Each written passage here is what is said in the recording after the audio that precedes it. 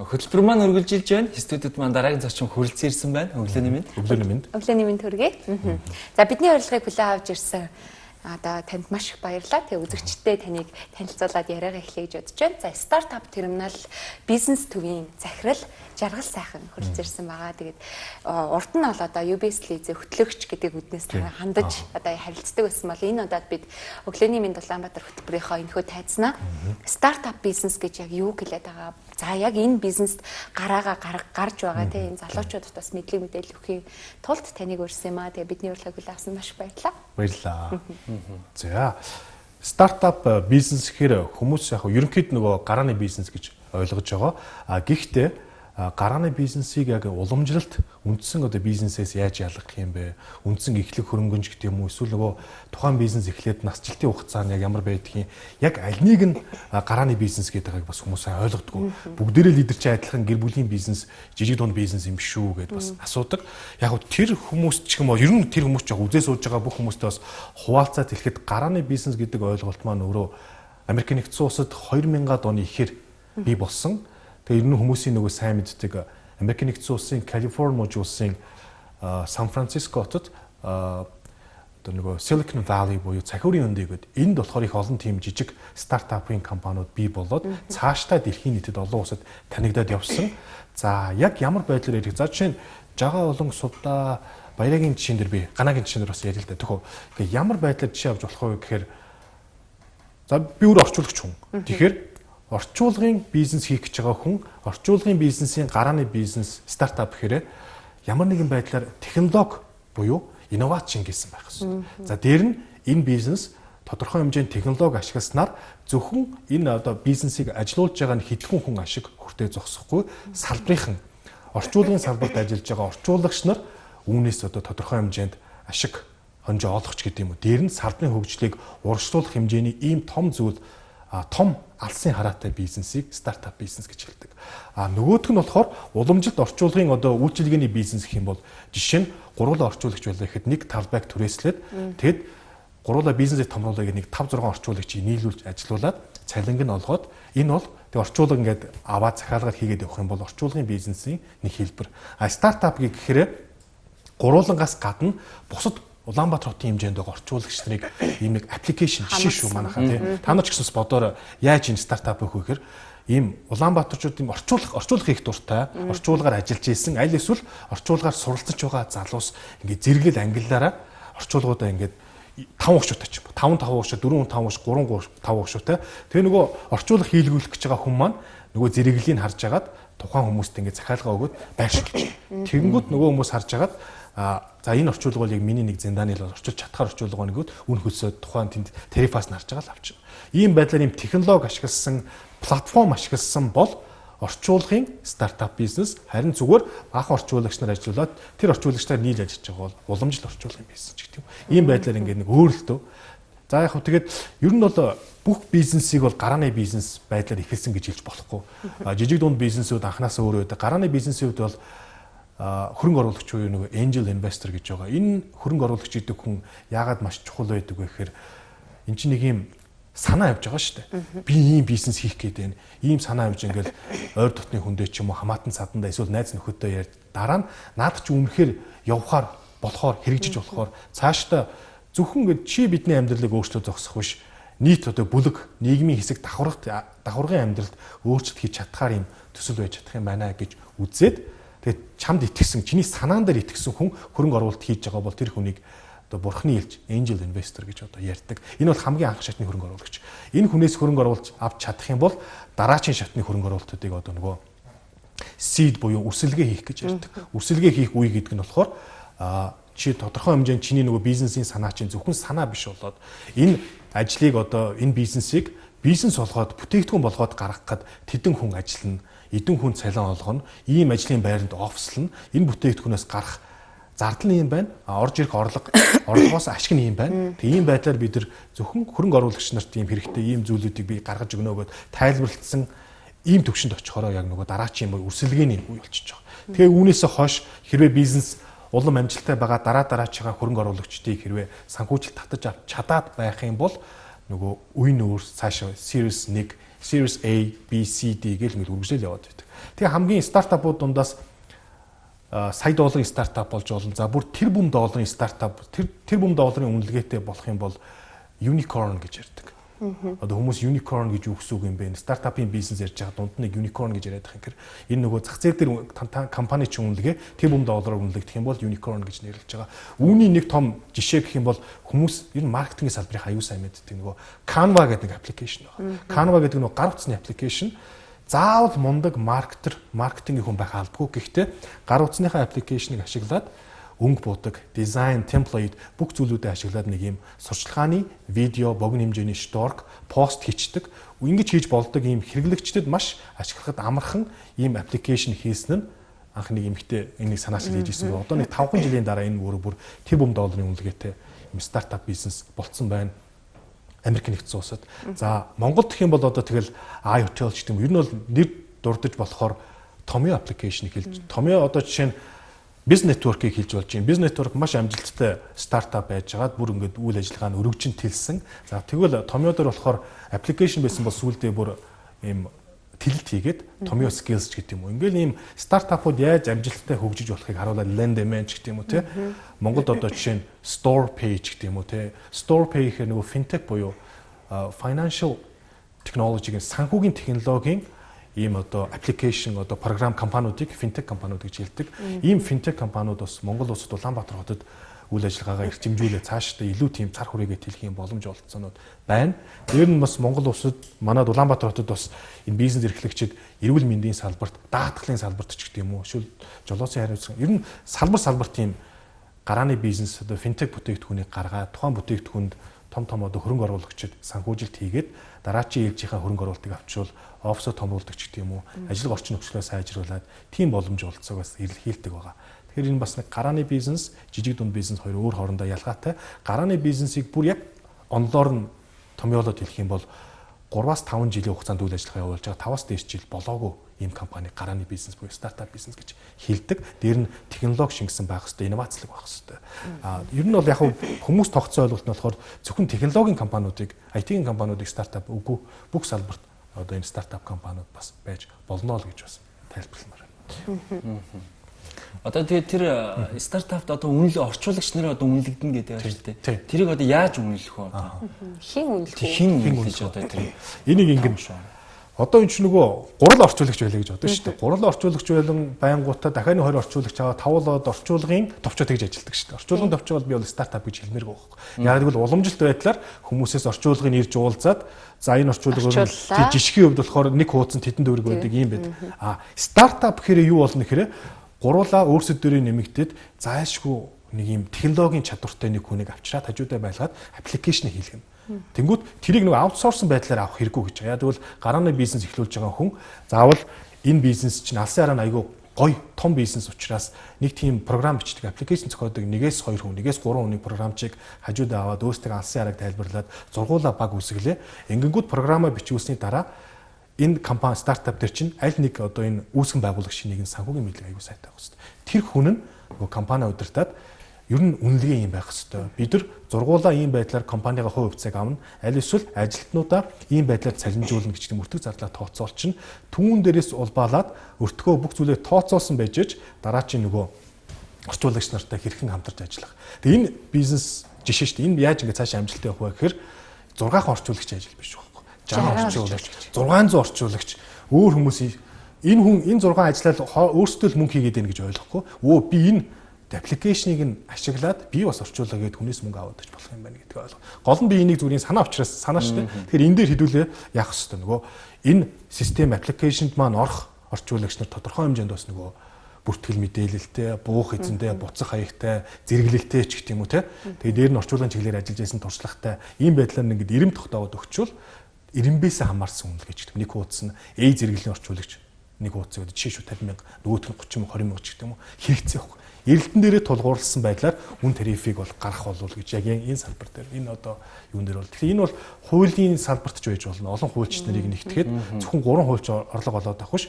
Тийм нөгөө аппликейшн дээрээс нь харж байгаа за 5-10 шүүх хуралд ялж ирсэн 7-8 компани өмгөөлөлөө үзүүлж ирсэн жишээ Гамбат гэдэг хүн ийм байдлаар төрөй байх юм байна ч гэх юм уу те. Ингээд нөгөө хүмүүс ингээд нэгтгэчихээр нэг ажлынхын туршлагаас те. Ажлынхын туршлагаас хамаарат тарифыг тогтоочихно гэсэн. Тэгэхээр нөгөө орчин цагт бизнес win-win буюу аль хожиж ингэж явдаг болсон. Гуруула хожоо зогсохгүй энэ бизнес цааш явахгүй.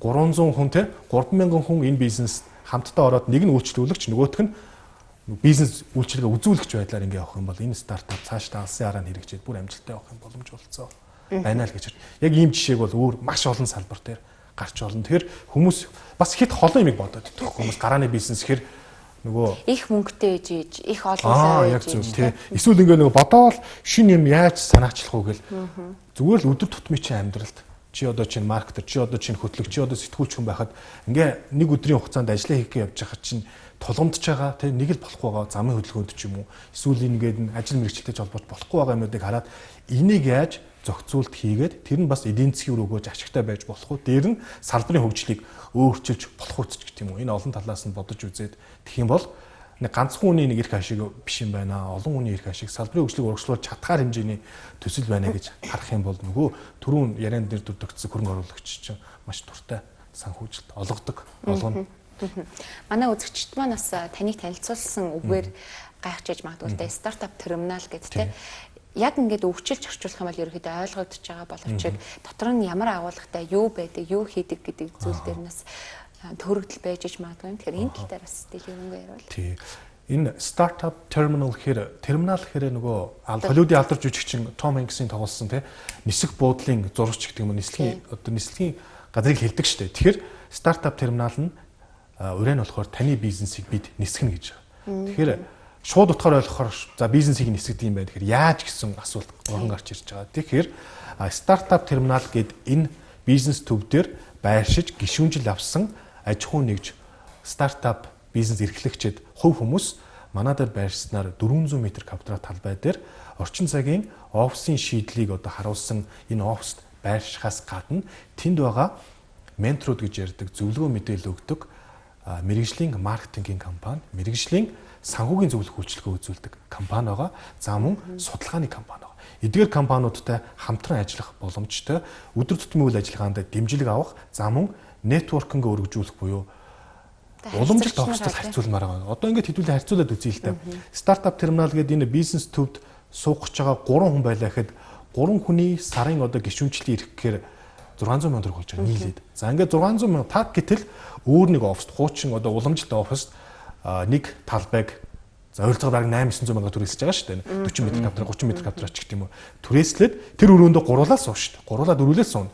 Гадагшаа гараад хүнтэй танилцахгүй сошиал орчинд ингээд ажлын зард энэ төр тавиал бизнес өргөжүүлэхээ сууж явах нь дээр үү эсвэл энэ 400 м квадрат талбайтай том бизнес төвд суугаад өдөр тутмын ажиллаа хийхээс гадна тэнд байгаа бизнес эрхлэгчтэй танилцаад өөр салбарын тийм яг зөв өөр салбарын хүмүүстэй ярилцаад нөгөө нүд чинь нэгдэх байхгүй. Одоо чи ном бичдэг хүн байлаа гэхэд тэнд сууж байгаа маркетингийн хүн номны чинь хавтас ч юм уу тэр номны чинь өгөх гээд байгаа мессеж яг ийм байл зүгээр юм биш үү гэд. Тэнд нөгөө амрах өөрөө кафетери хэсэг байгаа. Тэнд хамтдаа хоол идэн, хамтдаа кофе ууна, өглөө ууна. Тэгээд 7 хоногт нэг удаа янз бүрийн ивентүүд зохион байгуулдаг. Энэ ивентүүдээр хүмүүс аягүй тийм нүур хагардаг. Дээр нь манай дээр нэг хүний суух, хоёр хүний суух, дөрвөлээ компаниараа суух ширээнүүдээс гадна тусдаа өрөөнүүд байдаг. Тэр үс ингэ сонголттой тухайн хүний нөгөө бие авч явах байдал нөгөө mentality гэж ярьдаг шээ сэтгэл зүйн одоо чинь introvert to extrovert to introvert хүн бол би ганцаараа илүү суугаад миний ажлын бүтээн төрдөг гэх юм бол ганцаараа суудаг ширээн суугаад сууж болно эсвэл багаараа суудаг хүн бол тэр хүндээ их нээлттэй хүмүүс байдаг шүү дээ бизнес урагшлуулахын тулд маркетинг хүндээ танилцаад менежмент хүндээ танилцаад тэн сууж исэн нэг хэвлийг их бэлтгэх сууж байгаа байхгүй тэгээд ингэ ярилцсангууд би наад юу чинь хэвлийг их бэлтгэл дээр чинь хэд хоногийн дараас орчих л тавал ингээд нөгөө харилцаа хамтын ажиллагаан дээр улбаалал дараа чинь одоо бизнесийн тэлэлт стартап терминалтай бодцоор явуулдаг. Асуудлыг бас маш сайн шийдэж өгч байна. Тэгэхээр нөгөө офис түрээсээр битээ хараарай л гэж. Яагаад гэвэл эн чинь хамтын офис гэхээр зөвхөн офис түрээс болчихж байгаа. Стартап терминал дээр 3 янзын үйлчилгээ байгаа нь мэдээж хамтын офисын үйлчилгээ байна. За хоёрдугаар нь болохоор бизнесийг чинь тэлэхэд туслах энэ менторинг судалгаа одоо мэдээллийн зөвлөгөө үйлчилгээ байна. За дээр нь нэтворкинг. Нэтворк орчин цагт одоо нэтворкинг буюу танил тал энэ бизнесийн цар хүрээгөө өргөжүүлж чи хож би хож гэсэн зарчмаар л ажиллахгүй бол зөвхөн бид нар л ялан дийлэн хожно гэл ийм өнцгөөс хараад байвал бизнес бас тийм амжилттай бас явж чадхаа байсан ийм цаг үед хэдүүл амьдарч байгаа учраас бас санд болгож байгаа. Тэгэхээр хэрвээ бас энд яригдж байгаа зүйлүүдийг та бүхэн өөрсдөө очиод хараад үзэх юм бол ойлгомжтой, боломжтой. Бид нар бас стартап терминал төвийнхаа логог улбар шар өнгөөр сонгосон байдаг нь улбар шар өнгөр нь өөрөө инновацлог, шинийг илэрхийлсэн юм хүчтэй дайчин өнгө байхгүй. За дээр нь манай лого чи яг нөгөө сансрын хөлөг дээшээ хөөрөх гэж байгаа юм шиг. Тэгэхээр стартап буюу гарааны бизнесүүд хөөрөх цэг нь стартап терминал төв байх болно л гэж сансан л гэж хэлж болно доо. Ер нь хөгжиж буй улсад бол стартап бизнес маш одоо хөгжих боломжтой тэгээд хийгдэх боломжтой зүйл шүү дээ. Тэгэхээр Монгол залуучууд маань ер нь яг энэ бизнест яг энэ гарааны бизнест ер нь хэр одоо ханцар шамлаа орж байгаа вэ? Цаг үе ер нь бол өөрчлөгдөж байна. Одоо тэгэхэд монголчуудын дундаж наслалт за дээр нөгөө Монгол иргэдийн дундаж одоо насыг харахад их залуучж шүү дээ. Монголчууд айгүй залуучж байна. Гарааны бизнес гэдэг юу вэ гэдгийг ойлгож байна.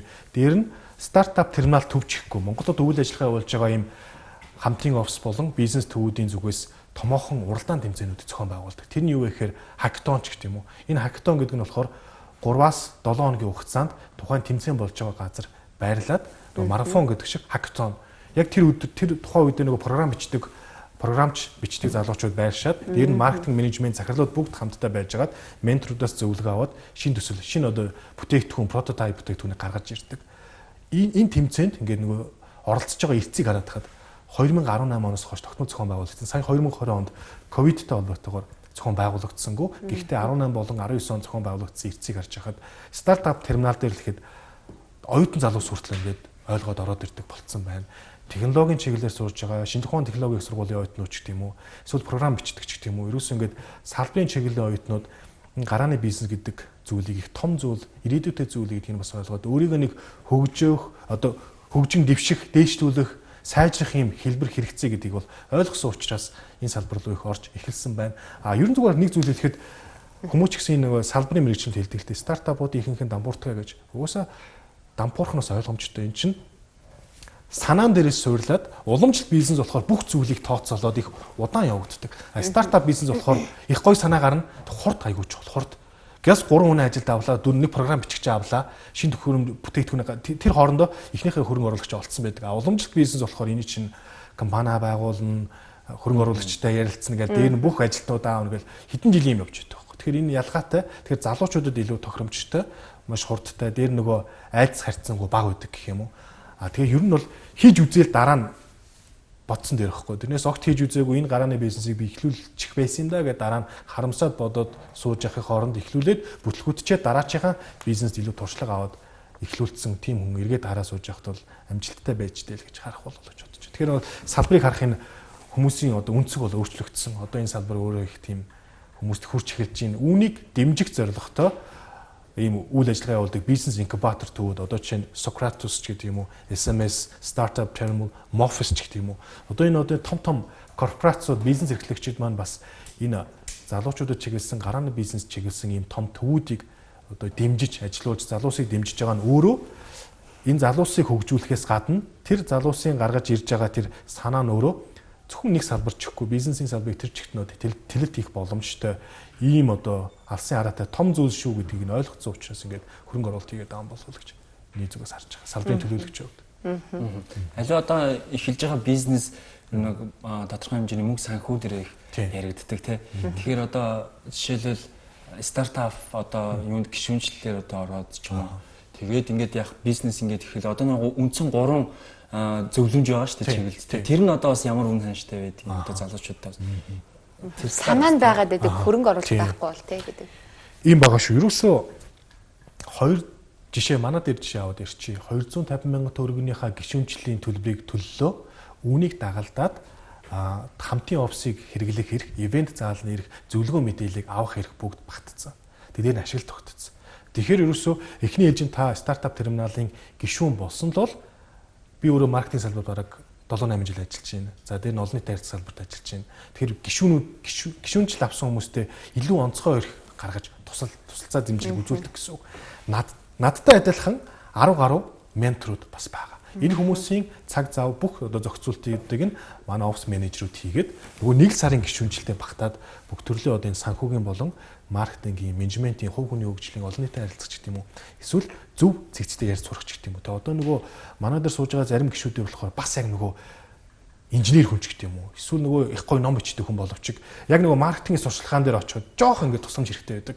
Илүү гоё үгээр илэрхийлчих гэдэг юм уу те. Эсвэл тэрийг нэг юм хүмүүст хэрэгтэй юм контент байдал болгож чаддаггүй гэх юм. Тэр тал дээр нь одоо жишээ нь би зөвлөгөө өгнө, манай бусад ментор зөвлөгөө өгнө, за мөн манай офис менежер зөвлөгөө. Ийм байдлаар ерөөсөө 1 сарын гишүүнжил, 1 жилийн гишүүнжилт ингээд дагалдаад үйлчлэгнүүд нь явчихдаг. А дараачийн том одоо ээлжийн тусламж гэдэг нь бол яа харахгүй нөгөө санхүүжилтийн асуудал. Манай дээр сууж агаад бизнесийн тэлэт хийх болох юм бол тэр болсон одоо тэр өөрөө одоо бизнесээ мэдэрнэ шүү дээ. За би ганцаараа суудаг байсан бол гуруулаа болёо, дөрвөлээ болёо. Терминалийн зүгээс надад ямар дэмжлэг үзүүлж болох вэ? Хөрөнгө оруулагчтай холбож өгч болох уу? Аль эсвэл бид нар дөрвөлээ ч юм уу 3 хүний төлбөрөөр суугаад гэхдээ манай компани дээр тэдэн хувийн хөнгөлт үзүүлээ. Эсвэл манай хувьас тэдэн хувийг эзэмшээч гэдэг юм. Иймэрхүү яриа хэлэлцээр negotiation бидний зүгээс бүрэн нээлттэй байдаг. Тэгэхээр манай гишүүд энэ тал дээр бизнесээ яаж одоо дэлгэрүүлэх үү гэдэг юм уу өргөн цар хүрээнд одоо ажиллах уу гэдэгт бол нээлттэй. Хамгийн гол нь гишүүд маань өөрсдөө түүнийг одоо хүсэж мөрөөдөж зориг томтол байх хэрэгтэй. Өглөөний минь Улаанбаатар хөтөлбөрийн ивент тэтгэгчээр Хужирт байгалийн Эрдэс тус. За тэгэхээр таныг өрсөн дээрээ би бас нэг асуумаар байгаа зүйл бол боловсролын тал дээр залуучуудын боловсрол одоо нэг тал руугаа хэвих хандлагатай болсон байна л да. Нэг хэсэг бүгдээрээ их дээд сургуульд сурдаг. Дипломны одоо төлөө явдаг гэсэн бол нөгөө хэсэг нь за би одоо гарааны бизнест хөл тавина. Надад одоохондоо л одоо боловсролын одоо энэ их дээд сургуулиудын диплом хэрэггүй байна гэдэг ийм хоёр тал руу хивэж байгаа юм болов. Тэгэхээр та энэ дээр яг юу гэж зөвлөх вэ? Ер нь залуучууд шууд дайрж ороод гарааны бизнес хийгээд алдаад онол онохын зөв юм уу? Эсвэл бас нэг бие хүн болоод төлөвшөх хэрэгтэй юм болоо. Бие хүн болж төлөвшөөд за дээр нь мэрэгжлийн бас салбартаа ажиллаж байгаа нөгөө салбарын одоо гашуун туршлагатай ч гэдэг юм уу энэ чиглэлээр бас ажиллаж исэн хүмүүсээс нэгд нь өөрөө санал тавиад өөрийнхөө ментор болгоод ч гэдэг юм уу тийм байдлаар ажилласан илүү зөв болов. Яг зүгээр барууны практик жишээг харъя л да. Стэнфордын их сургууль ч гэдэг юм уу, Дюкийн их сургууль ч гэдэг юм уу, Харвардын их сургуулаа дундаас нь хаяад коллежийнхаа 1-2 дугаар курсаасаа хичээлээ хаяад стартап бизнесээ эрхлээд тэр бизнес нь unicorn болоод дараа нь бүр дэлхийн хэмжээний компани болоод тэ ийм болцсон одоо Facebook-ийн Mark Zuckerberg ч гэдэг юм уу замун энэ сүүлд харж хагаад энэ олон одоо компаниудын цахилгаан тийм цахилгаан байна. Гэхдээ эдний хувьд болохоор санаа нь үнэхээр төгс байсан. А зүгээр тэд нар тийм байсан учраас бид нар одоо ингэ хичээл сургуулаа хаяа заавал их дээд сургуулийн боловсрол хэрэггүй тэ одоо санаа маань айгүй гоё байгаа учраас гээд хамаагүй бас хаяад байж болохгүй. Энэ дэр зайлшгүй зөвлөгөө тусламж эхний ээлжээр ментортойгоо зөвлөлдөөд энэ ер нь бас цаашаа явахорсон гэдэг зөвлөгөөг авчих хэрэгтэй. Аваагүй байж аж шууд ингээд хичээл сургуулаасаа цалгартаад ч гэх юм уу. Эсвэл одоо хийж байгаа уламжлалт нөгөө бизнес ажлаасаа гараад эхлүүлэгч мөн нэг бодлын айгүй зөрөгтэй боловч нөгөө талд айгүй эрсдэлтэй алах юм. Тэгэхээр стартап бизнес хийж үзээгүүдээ харамсажсэн дор хийгээд үтсэн дээр гэхдээ тодорхой хэмжээнд эрсдлийг тооцоолох нь зөв. Гол нь санаа чи өөрөө хэрэгжиж болох тодорхой хэсэг бүлэг хүн биш. Нилээд одоо нийгмийн сегментэд, бизнесийн сегментэд хурж очоод бизнесийн ахиц дэвшил хөгжлийг авчирч чадхаар тийм бүтээгдэхүүн үйлчилгээ байлгах талд нь айгүй анхаарад тийм байж чадхаар санагдаж байвал энэ бизнес рүү бас ороорой хэл гэж бас зөвлөмөр. Гэтэ ер нь бол зөвлөгөө мэдээлэл айгүй чухал шүү. Зөвлөгөө авч иж бас тэр айдиа үнэхээр явахаараа явахгүй юу гэдэг бас ментороос асуух хэрэгтэй. Авах боломж байгаа юу одоо яг манай үзэж байгаа залуучууд маань за би нэг ийм одоо тий гарааны бизнесээ санаа байгаа. Энд гэхдээ ээж авдаа хэлэхээр за сайн ойлгохгүй байна. Эсвэл дэмжихгүй байна гэд гацалтанд орцсон. Тийм хүмүүс очивол бас болох. Стартап терминал дээр зөвлөгөө өгөх одоо бизнесийн арчсар туршлагатай менторууд байгаагаас гадна стартап терминал төслийг одоо амжилттай энэ хэрэгжихт нь одоо анхны одоо хөрөнгө оруулалтыг хийсэн, энэ төслийг эхлүүлсэн IU Group гэх томоохон компани байдаг. Энэ компани ч гэсэн өөрөө ийм шинэлэг ийм санаачлаг гаргаж байгаа залуусыг дэмжиж ажиллах сонирхолтой байдаг. Тэгэхээр ерөөсөө бизнесийн тогоонд 5 жил, 10 жил, 20 жил ажилласан 50 настай, 60 настай алдаад үтцсэн. Яг л стартап гэж тухайн үед нь нэрэлдэггүй байсан болохоос биш те. Уламжлалт энэ бизнесийг өчнөө олон бизнес хийж үзээд бүтлгүүтсэн ийм мундаг бизнесмэнүүд бас манай энэ төслийн арт талд хөрөнгө оруулагчаар нь бас байдаг юм аа. Тэгэхээр тэр хүмүүстэй холбож өгөөд үнэхээр тийм төсөл байвал холбож өгч болно. Аль эсвэл хэрвээ манай үндсэн менторуд болон бидний одоо манай менежментийн багийн боломж олгоцоо тэгээ маркетинг одоо экспертиз хүрч чадчихвэл бидрээс зөвлөгөө авах бүрэн боломж олгоцоо байгаа. Дээр нь бид бас аутсорсингоор томоохон ивентүүдийг бол зохион байгуулдаг. Тэрний юу гэхээр жишээ шүү одоо энэ Анд глобалын захирал баяр сайхан гэх юм одоо санаанаас сая долларын стартап номыг бичсэн энэ залуу бол бас л яг би бол өөрөө бас өөрийнхөө ментор болгож ингэж явахыг бол хүсдэг. Айгуул яг энэ стартапын салбарт маш амжилттай явж байгаа. Нүдэнд үзэгдэж гарт баригдахаар томоохон төслүүдийг амжилттай хэрэгжүүлсэн юм залуучууд зөндөө байгаа. За андын нөгөө анарч гэх юм уу. Ийм олон захирлууд, ийм олон мундаг антрепренерууд байгаад байна. Тэгэхээр энэ хүмүүсийг холбосон бас томоохон ивентүүдийг хийе гэж боддог. Энэ зүгээр нөгөө стартап терминалын ирэх ашиг асуудал биш байхгүй.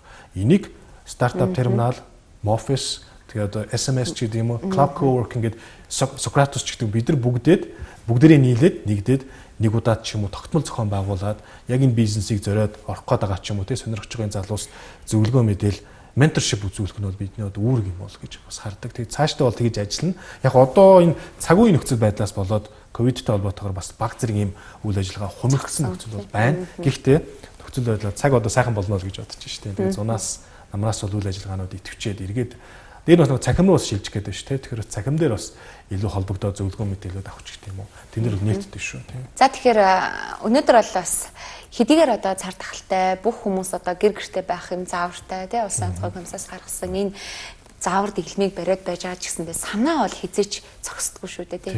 Хизээч одоо хүний одоо зөвхөн бизнесийн гэхгүй тий ер нь сайхан санаанууд бүгдээрээ ингэж зогсолтгүй хөвөрж идэг гэж боддог. Тэгээд тэр хөвөрж байгаа залуучуудтай бас нэг ментор болохоор өнөөдөр өөрийгөө урьсан. Тэгээд сайхан үгээр төгсгмөр байна л да. Тэр олон санаатай оргилж байгаа залуусд бас гоё үг хэлээч.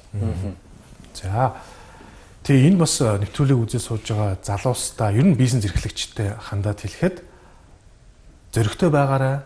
Ямар ч гэсэн өөрийн чинь санаанд, өөрийн чинь одоо тархинд ингээд нэг юм бизнесийн санаа ч гэдэг юм өөрчнийг тулгамдсан зүйл ороод ирэхэд тэр зүйлийг тэр дор нь сэрүүлж буулгаж байгаарай. Зарим хүн санаагаа тэр дороо орж ирсэн боловч сэрүүлж буулгаагүй бол бас мартчихдээ шүү. Дараа нь маргааш нэргээс сэрээд өчигдөр би юу бодож илээ гэж боддог. Дараа нь бүр 7 хоногийн дараа юм усуд магадгүй 7 жилийн дараа нэг найзуудтайгаа сууж байгаа ирсэн чинь нөгөө нэг гой санаа нь эргээд яригдж идэг ч гэдэг юм. Тэгэхээр цаг хугацаа бидний хүлээхгүй, цаг хугацаа маш хурдтай одоо явж урсан өнгөрч байгаа учраас гарааны бизнес, стартап бизнесийн салбарт ажиллаж байгаа бүгд хүмүүс илүү хурдыг эрхэмлээрээ гэрлийн хурдаар биш юм ахэд ямар ч гэсэн хурдтай ажиллаж ийж технологийн хурдыг хослуулж ийж бид нар илүү их амжилтанд хүрэх учраас бүх залуучууд маань урдаа тавих юм үндсэн зорилготой тэр зорилгын төлөө хичээлж ажиллаж хөдөлмөрлөх зоригтой байгаарай л гэж хэлмээр байна да.